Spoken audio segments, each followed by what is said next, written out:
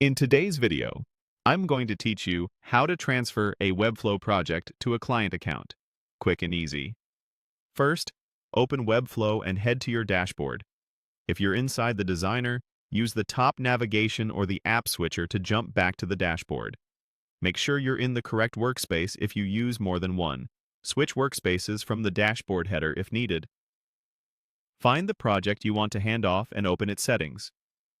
You can click the project tile, then choose the Settings option to land on the General tab. From here, look for the menu that includes Site Management Actions.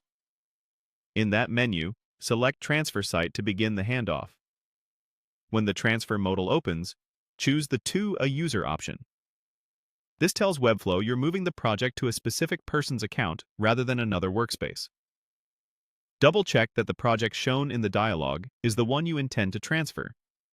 Before proceeding, read the notices carefully. Transferring a site will unpublish it and remove all custom domains. That means any live site will go offline until the recipient reconnects domains and republishes. Also, font integrations like Adobe fonts won't transfer, so the recipient will need to reconnect those after the move. Another important note: once you transfer the site, you will not be able to make edits or access the project anymore. Treat this as a final handoff. Next, enter your client's Webflow account email in the recipient field.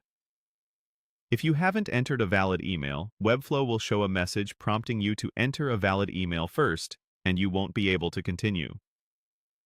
Many teams like to paste the email from a message to avoid typos. Webflow may ask you to confirm by typing the project name exactly as shown. This is a safeguard to prevent accidental transfers. Type the name carefully, matching capitalization and spacing. If you're not ready to complete the transfer, maybe you just wanted to preview the warnings or you noticed you're missing the recipient's correct email, click Cancel to close the dialog and keep everything as is. Nothing changes until you complete the transfer.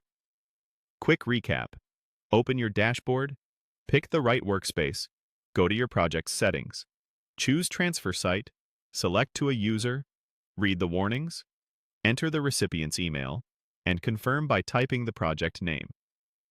After the client receives it, they can add their custom domain, reconnect fonts, and republish on their end. That's all there is to it.